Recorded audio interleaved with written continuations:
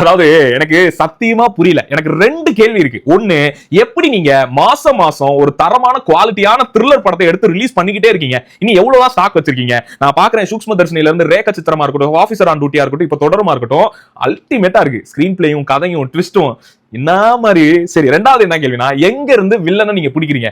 இந்த villain character திடீர்னு ஒருத்தரை கொண்டு வராங்க, அவங்க முன்ன பண்ண நம்ம பாத்துருக்க மாட்டோம். ஆனா படத்துல பாக்க வில்லனிசம் பீக்குங்கிற மாதிரி பயங்கரமா நடிச்சிட்டு போறாங்க. ஆபீசர் ஆன் டியூட்டிலே நான் பயங்கரமா ஆச்சரியப்பட்டதான் இந்த படத்துலயும் பிரகாஷ் வர்மான் ஒருத்தர் பண்ணியிருக்காரு. அவரோட ஃபர்ஸ்ட் படம். ஆனா மனுஷன் அப்படி நடிச்சிருக்காரு. அந்த பக்கம் அவருனா, இந்த பக்கம் பழைய மோகன்லால் சாரோட அந்த பீக் பெர்ஃபார்மன்ஸ் இருக்கும்ல, வெறித்தனமான ஒரு ஆக்டிங். அதை வந்து நான் இதுல தான் பார்த்தேன்.